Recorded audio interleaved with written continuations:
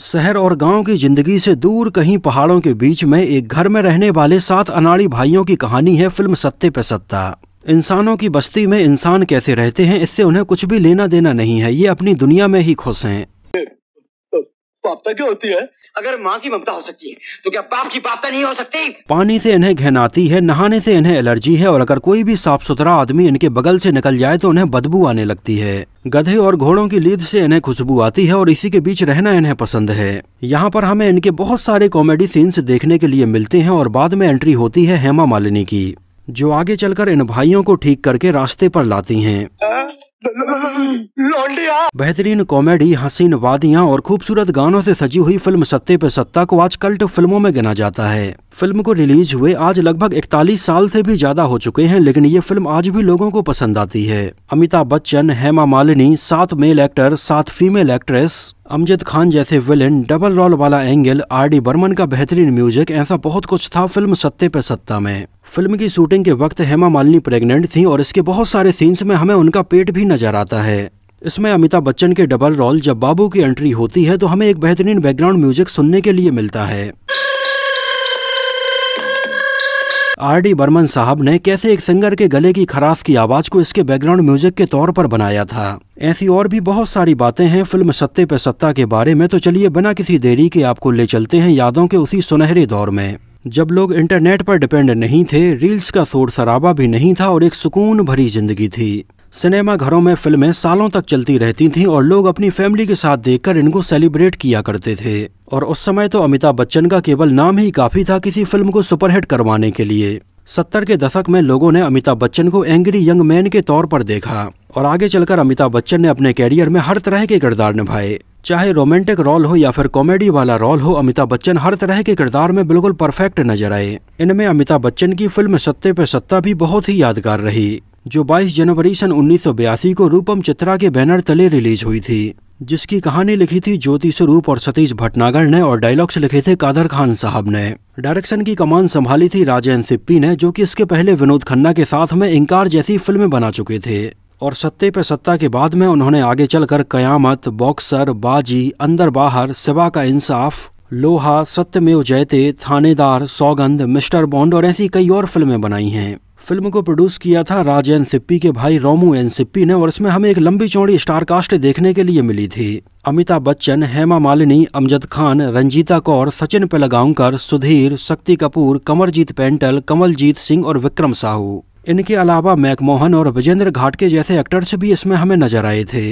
इसके बेहतरीन music album को कंपोज किया था R.D. बर्मन साहब ने और लिरिक्स लिखे थे गुलशन बाबरा और आनंद बख्शी ने। फिल्म के सारे ही गाने सुपरहिट थे और इन गानों को लोग आज भी सुनना पसंद करते हैं, जैसे दिलबर मेरे, कब तक मुझे ऐसे ही तड़पाओगे, मौसम मस्ताना, रास्ता अनजाना, प्यार हमें किस मोड़ पे ले आया, जिंदगी मिलके बिताएंगे, झुका के सर को पूछो, दुक्की पे दुक्की हो और परियों का मेला है जैसे बेहतरीन गाने इसमें रखे गए थे। गानों में आवाजें थीं किशोर कुमार, आशा भोंसले, भूपेंद्र सिंह और सपन चक्रवर्ती की। फैमिली के साथ आज भी कहीं बाहर जाते हैं तो इसके गाने जिंदगी मिलके बिताएंगे और मौसम मस्ताना पर लोग रील बनाते हुए नजर आते हैं। बात करें इसके बजट और बॉक्स ऑफिस कलेक्शन के बारे में तो इसका बजट रखा गया था लगभग 2 करोड़ 18 लाख रुपए और इसने इंडिया में लगभग 4 करोड़ 25 लाख रुपए का कलेक्शन किया था और वर्ल्ड वाइड में लगभग 5.5 करोड़ रुपए का कलेक्शन किया था। और ये साल 1982 में आई एक हिट फिल्म साबित हुई थी और इस साल ये पैसे कमाने के मामले में बॉक्स ऑफिस पर 7वें नंबर पर रही थी। वैसे 1982 की अगर टॉप फिल्मों की बात करें तो इस साल पहले नंबर पर फिल्म थी विधाता, दूसरे नंबर पर थी प्रेम रोग, तीसरे नंबर पर थी नमक हलाल, चौथे नंबर पर थी खुददार, 5वें नंबर पर थी फर्ज और कानून, 6वें नंबर पर थी निकाह और 7वें नंबर पर थी सत्ते पे सत्ता। फिल्म सत्ते पे सत्ता को IMDb पर 7.2 आउट ऑफ 10 रेटिंग मिली हुई है। 1982 ऐसा साल था जब अमिताभ बच्चन हमें टोटल 6 फिल्मों में नजर आए थे, जहां इस साल वो हमें फिल्म सत्ते पे सत्ता के अलावा बेमिसाल, देश प्रेमी, नमक हलाल, खुददार और शक्ति जैसी फिल्मों में नजर आए। और यहाँ पर गौर करने वाली बात यह है कि इस साल रिलीज हुई इन 6 फिल्मों में से अमिताभ बच्चन हमें 3 में डबल रोल्स में नजर आए थे। फिल्म सत्ते पे सत्ता में तो उनका डबल रोल था ही और इस साल रिलीज हुई उनकी फिल्म देश प्रेमी और बेमिसाल में भी उनका डबल रोल था। R.D. बर्मन साहब अपने घर पर हर साल एक बहुत बड़ी सरस्वती पूजा रखा करते थे, जिस पूजा में कई सेलिब्रिटीज शामिल होते थे और राज एन सिप्पी ने उन्हीं के घर पर इन सबके सामने अपनी फिल्म का अनाउंसमेंट किया था। साल 1978 में फिल्म का एक गाना रिकॉर्ड किया गया था और बॉम्बे के बहुत ही फेमस मिनर्वा थिएटर में इसका प्रीमियर रखा गया था और इसमें लीड एक्टर के तौर पर वैसे तो पहली पसंद अमिताभ बच्चन ही थे, लेकिन आगे चलकर शत्रुघ्न सिन्हा ने अपने एक इंटरव्यू में बताया कि फिल्म सत्ते पे सत्ता सबसे पहले उन्हें ऑफर हुई थी, लेकिन उस समय अपनी और दूसरी फिल्मों के चलते वो इसमें काम नहीं कर पाए थे और बाद में ये फिल्म अमिताभ बच्चन को ऑफर हुई थी। उन्होंने इसकी कहानी सुनी और ये उन्हें काफी पसंद आई और अमिताभ बच्चन तुरंत इसमें काम करने के लिए तैयार हो गए थे और उनके अलावा 6 और भाइयों वाले रोल के लिए 6 एक्टर्स की जरूरत थी। और आपको शायद ये बात जानकर हैरानी होगी, लेकिन इसमें अमिताभ बच्चन के छोटे भाई गुरु के रोल के लिए सबसे पहले मिथुन चक्रवर्ती को अप्रोच किया गया था। एक्चुअली ये वो समय था जब मिथुन दा फिल्मों में स्ट्रगल ही कर रहे थे और बहुत ज्यादा पॉपुलर नहीं हो पाए थे और पहले मिथुन चक्रवर्ती इसमें अमिताभ बच्चन के छोटे भाई गुरु का रोल निभाने के लिए तैयार हो गए थे, जिस रोल को बाद में कमलजीत सिंह ने निभाया था। उस समय फिल्म की कास्टिंग में एक और बदलाव था कि रंजीता कौर हमें मिथुन चक्रवर्ती के अपोजिट नजर आने वाली थीं, लेकिन सत्ते पे सत्ता के अनाउंस होने के कुछ साल बाद जब मिथुन दा थोड़ी पॉपुलर हो गए तो उन्होंने इस किरदार को निभाने से मना कर दिया था, क्योंकि सत्ते पे सत्ता में मिथुन दा का रोल अमिताभ बच्चन के सामने काफी छोटा होने वाला था और मिथुन दा के फिल्म से बाहर होते ही रंजीता, जो कि इसमें पहले उनके अपोजिट नजर आने वाली थी, उनको अमिताभ बच्चन के अपोजिट साइन किया गया, जो हमें इसमें एक अपाहिज बनी हुई नजर आती हैं और अमिताभ बच्चन के डबल रोल बाबू के साथ उनकी प्रेम कहानी बढ़ती है। इसके अलावा सबसे पहले इसमें अमिताभ बच्चन के अपोजिट लीड एक्ट्रेस के तौर पर रेखा नजर आने वाली थीं, जिन्होंने इसके पहले मिस्टर नटवरलाल, सुहाग, राम बलराम और सिलसिला जैसी कई फिल्मों में काम किया था और उस समय मीडिया में अमिताभ बच्चन और रेखा के अफेयर की और शादी तक की खबरें सामने आने लगी थीं। हालांकि अमिताभ बच्चन की 1973 में ही जया बच्चन से शादी हो चुकी थी और अमिताभ बच्चन नहीं चाहते थे कि उनकी शादीशुदा जिंदगी में रेखा को लेकर कोई भी प्रॉब्लम सामने आए। इस वजह से साल 1981 में आई फिल्म सिलसिला के बाद अमिताभ बच्चन ने सारे फिल्म मेकर्स को ये बोल दिया था कि वो रेखा के साथ अब काम नहीं करेंगे। इस वजह से उस समय फिल्म सत्ते पे सत्ता से भी रेखा बाहर हो गई और उनके बाद परवीन बॉबी को इसमें साइन किया गया। लेकिन ये वो समय था जब परवीन बॉबी भी अपनी दिमागी हालत से काफी जूझ रही थीं और आगे फिल्मों में काम नहीं कर पा रही थीं और बाद में अमिताभ बच्चन ने खुद हेमा मालिनी को इसमें उनके अपोजिट काम करने के लिए अप्रोच किया। हालांकि उस समय हेमा मालिनी की सन 1980 में धर्मेंद्र से शादी हुई थी और जब उन्होंने फिल्म सत्ते पे सत्ता साइन की तब उस समय वो प्रेग्नेंट थी, लेकिन उस समय उनका पेट उतना ज्यादा नहीं दिख रहा था। ईशा देओल उनके पेट में थी, लेकिन अमिताभ बच्चन के अप्रोच करने के बाद हेमा मालिनी इसमें काम करने के लिए मना नहीं कर पाई और हेमा मालिनी ने प्रेग्नेंट होने के बावजूद भी फिल्म सत्ते पे सत्ता में काम किया और कई जगह पर उनका पेट भी हमें नजर आता है, जिसको फिल्म में हेमा मालिनी कभी ढीले ढाले कपड़े पहनकर, कभी साड़ी पहनकर और कभी अपने पेट के ऊपर शॉल डालकर छुपाती हुई नजर आती हैं। हालांकि स्टार्टिंग में तो उनका पेट इतना ज्यादा नहीं था, लेकिन जैसे जैसे समय आगे बढ़ता गया तो उनका पेट भी आगे बढ़ता जा रहा था। यहाँ तक कि जब फिल्म का एक गाना परियों का मेला है फिल्माया जा रहा था तब उनका पेट काफी ज्यादा दिखने लगा था, जिसको कवर करने के लिए हेमा मालिनी इस गाने में हमें अपने पेट के ऊपर एक शॉल डाले हुई नजर आती हैं और इस गाने में वो काफी स्लो चलती हुई और डांस स्टेप करती हुई नजर आती हैं क्योंकि वो प्रेग्नेंट थीं। लेकिन फिर भी फिल्म मेकर्स ने इसको इस तरह से फिल्माया था कि ज्यादातर लोग इसको नोटिस नहीं कर पाए थे। और गौर करने वाली बात यह है कि फिल्म सत्ते पे सत्ता के रिलीज होने के लगभग 2 महीने पहले ही ईशा देओल का जन्म हो गया था। फिल्म सत्ते पे सत्ता अमिताभ बच्चन के लिए एक वजह से बहुत ज्यादा ही यादगार रही। एक्चुअली अमिताभ बच्चन मुंबई में जलसा नाम के जिस बंगले में अभी रहते हैं, एक्चुअली वो बंगला अमिताभ बच्चन के पहले प्रोड्यूसर NC सिप्पी का था, जिनके बेटे राज एन सिप्पी ही फिल्म सत्ते पे सत्ता को डायरेक्ट कर रहे थे। उस समय NC सिप्पी को फिल्म बनाने के लिए पैसों की जरूरत थी और उन्होंने ये बंगला अमिताभ बच्चन को बेच दिया था और फिल्म सत्ते पे सत्ता में काम करने की अमिताभ बच्चन की जो फीस थी उसे इस बंगले की कीमत के साथ में एडजस्ट किया गया था और इस फिल्म के बाद NC सिप्पी का ये बंगला अमिताभ बच्चन का हो गया था, जिसका नाम उन्होंने आगे चलकर जलसा रखा था। जिस बंगले के बाहर आज भी अमिताभ बच्चन हर रविवार को शाम 6 बजे अपने फैंस से मिलते हैं। एक्चुअली अमिताभ बच्चन के इसी बंगले के अंदर फिल्म सत्ते पे सत्ता के एक बहुत ही पॉपुलर सीन को भी फिल्माया गया था। फिल्म का ये सीन था जब अमजद खान और अमिताभ बच्चन इस बंगले के अंदर बैठे होते हैं और अमिताभ बच्चन बहुत ज्यादा दारू पी लेते हैं और उनका एक पॉपुलर डायलॉग हमें सुनने के लिए मिलता है। उनका ये डायलॉग था, दारू पीने से लीवर खराब हो जाता है। फिल्म का ये सीन अमिताभ बच्चन के बंगले जलसा के अंदर ही फिल्माया गया था। एक्चुअली जब ये बंगला अमिताभ बच्चन का नहीं था तो इसके पहले भी कई फिल्में यहाँ पर शूट हो चुकी थीं। जैसे 1975 में आई NC सिप्पी के द्वारा ही प्रोड्यूस की गई फिल्म चुपके चुपके के बहुत सारे सीन इसी बंगले के अंदर फिल्माए गए थे। लेकिन 1982 में आई फिल्म सत्ते पे सत्ता के बाद ये बंगला फाइनली अमिताभ बच्चन का हो गया था। यहाँ पर अमजद खान और अमिताभ बच्चन के साथ में जब इस दारू वाले सीन को फिल्माया जा रहा था तो फिल्म के डायरेक्टर राजेंद्र सिप्पी ने अमिताभ बच्चन और अमजद खान को इस सीन की सिचुएशन बस बताई थी, उन्हें पर्टिकुलर डायलॉग्स नहीं दिए थे। लेकिन अमिताभ बच्चन और अमजद खान की बॉन्डिंग काफी अच्छी थी और उन्होंने इसको कैमरे के सामने ही इम्प्रोवाइज किया था। इस सीन की एक और खास बात यह है कि इसको बिल्कुल एज इट इज ही फिल्म में रखा गया था। मतलब इस सीन को डब नहीं किया गया था, इसको जैसा शूट किया गया था बिल्कुल वैसा ही इसमें रखा गया है। इस वजह से इस पर्टिकुलर सीन को अगर आप देखेंगे तो हमें इनकी आवाज काफी क्लियर सुनाई नहीं देती है और पीछे कैमरा रोल होने की आवाज भी आ रही होती है। उस समय डायरेक्टर राजेंद्र सिप्पी को लगा कि शायद इस सीन की डबिंग करते टाइम पर ये सीन वैसा नहीं आ पाएगा। इस वजह से उन्होंने बिना किसी डबिंग के इस सीन को बिल्कुल एज इट इज ही इसमें रखा था। दारू पीने से लिवर खराब हो जाता है, अपन को तो आदत नहीं है पीने का। इसके अलावा इसमें हमें अमिताभ बच्चन के दूसरे वाले रोल यानी बाबू के बैकग्राउंड म्यूजिक के तौर पर बिल्कुल एक अलग ही तरह का बैकग्राउंड म्यूजिक सुनने के लिए मिलता है। एक्चुअली आपको शायद ये बात जानकर हैरानी होगी, लेकिन इस बैकग्राउंड म्यूजिक को किसी भी इंस्ट्रूमेंट से नहीं निकाला गया था, बल्कि ये सिंगर अनित्य पिंटो के गले के खराशने की आवाज थी। एक्चुअली अनित्य पिंटो ने फिल्म में दिलबर मेरे, कब तक मुझे ऐसे ही तड़पाओगे और मौसम मस्ताना जैसे गाने गाए थे। और जिस समय वो इन गानों की रिकॉर्डिंग करने के लिए स्टूडियो आई थी तो उन्होंने अपने गले को साफ करने के लिए थोड़ी खराशना स्टार्ट किया। जो आवाज म्यूजिक कंपोजर आर.डी. बर्मन ने सुनी और वो तुरंत दौड़कर उनके पास आए और आर.डी. बर्मन ने उनसे कहा कि उन्हें उनके गले के इस खराशने की आवाज को रिकॉर्ड करना है। और आर.डी. बर्मन ने उन्हें एक घूंट पानी पिलाया और कहा कि अब वो अपने गले को खराशना शुरू करें। और आर.डी. बर्मन साहब ने इस आवाज को रिकॉर्ड किया और बाद में इसको थोड़ी इम्प्रोवाइज करके अमिताभ बच्चन के विलेन वाले रोल यानी बाबू के बैकग्राउंड म्यूजिक के तौर पर इसको यूज किया था, जो कि वाकई में बहुत ही दमदार बैकग्राउंड म्यूजिक था और ये आवाज बहुत ही यूनिक लगती है। लेकिन ये अनित्य पिंटो के गले के खराशने की आवाज थी। यहाँ तक कि फिल्म सत्ते पे सत्ता के बाद आगे चलकर पर्टिकुलर इस बैकग्राउंड म्यूजिक को कई फिल्मों में यूज किया गया है। जैसे कि अनिल कपूर और जैकी श्रॉफ की फिल्म अंदर बाहर में ये आवाज हमें डैनी के बैकग्राउंड म्यूजिक के तौर पर सुनने के लिए मिलती है। शेरा के स्वर की खोपड़ी में। इसके अलावा आगे चलकर सेम यही बैकग्राउंड म्यूजिक हमें विनोद खन्ना की फिल्म इंसाफ और ठिकाना में भी सुनने के लिए मिलता है। मतलब वाकई में ये सोचने वाली बात है कि किसी के गले की खराशने की आवाज भी 2-3 फिल्मों में यूज की गई है।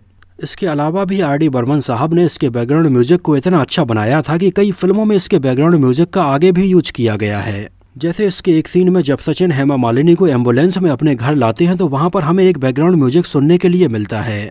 आगे चलकर सेम इसी बैकग्राउंड म्यूजिक को मिथुन चक्रवर्ती की फिल्म बॉक्सर में यूज किया गया है, जिस सीन में मिथुन चक्रवर्ती बॉक्सिंग की ट्रेनिंग ले रहे होते हैं। इसके अलावा जब अमिताभ बच्चन इसमें एक घोड़े को कंट्रोल करते हैं उस बैकग्राउंड म्यूजिक को मोहब्बत का मसीहा में यूज किया गया है। इसके अलावा फिल्म सितमगर के भी कई सीन्स में सत्ते पे सत्ता के बिल्कुल as it is background music का यूज किया गया है। फिल्म सत्ते पे सत्ता में हमें बहुत ही खूबसूरत लोकेशंस देखने के लिए मिलती हैं। एक्चुअली इसके कई सीन और गाने कश्मीर के गुलमर्ग और पहलगाम जैसी लोकेशंस पर फिल्माए गए हैं और कश्मीर में जहां फिल्म सत्ते पे सत्ता की शूटिंग हुई थी उस पॉइंट को आज भी सत्ते पे सत्ता पॉइंट के नाम से जाना जाता है। सत्ते पे सत्ता के अलावा यहाँ पर बेताब, आगे चलकर जब तक है जान और रॉकस्टार जैसी फिल्में भी शूट हुई हैं। इसमें शक्ति कपूर हमें अपने डायलॉग्स बोलते टाइम पर हकलाते हुए नजर आते हैं। एक्चुअली पहले फिल्म के मेकर्स के द्वारा शक्ति कपूर के किरदार को ऐसे हकलाने वाला नहीं रखा गया था, लेकिन on the spot Shakti Kapoor को लगा कि अगर वो हकला के बोलेंगे तो फिल्म के डायलॉग्स थोड़ी और इफेक्टिव लगेंगे, जो शक्ति कपूर ने राजेंद्र सिप्पी को करके दिखाया और ये उन्हें काफी पसंद आया। और बाद में उन्होंने चेंज करके शक्ति कपूर के सारे डायलॉग्स इसमें हकलाने वाले ही रखे थे। इसके अलावा पहले इसमें अमिताभ बच्चन के एक भाई वाले रोल के लिए विजेंद्र घाटगे को भी अप्रोच किया गया था, लेकिन विजेंद्र घाटगे को ये पता था कि ये रोल काफी छोटा होगा और अमिताभ बच्चन के सामने दब जाएगा। इस वजह से विजेंद्र घाटगे ने इसमें अमिताभ बच्चन के भाई वाला किरदार नहीं निभाया था, लेकिन वो हमें इसमें एक कैमियो रोल में अमिताभ बच्चन के दोस्त बने हुए नजर आते हैं। इसके अलावा जाने माने एक्टर राजकरण की भी इसमें काम करने की काफी इच्छा थी, यहाँ तक कि उन्होंने फिल्म के डायरेक्टर राजेंद्र सिप्पी से इसके लिए काफी रिक्वेस्ट की, लेकिन राजेंद्र सिप्पी उन्हें इसमें साइन करने के लिए तैयार नहीं थे, क्योंकि उन्हें लग रहा था कि राजकरण अमिताभ बच्चन के छोटे भाई के तौर पर फिट नहीं बैठेंगे। इस वजह से उस समय राजकरण के काफी ज्यादा इंसिस्ट करने के बाद भी राजेंद्र सिप्पी ने उन्हें इसमें साइन नहीं किया था। फिल्म सत्ते पे सत्ता को लोगों ने काफी पसंद किया, लेकिन ये अमिताभ बच्चन और डायरेक्टर राजेंद्र सिप्पी की एकमात्र फिल्म रही।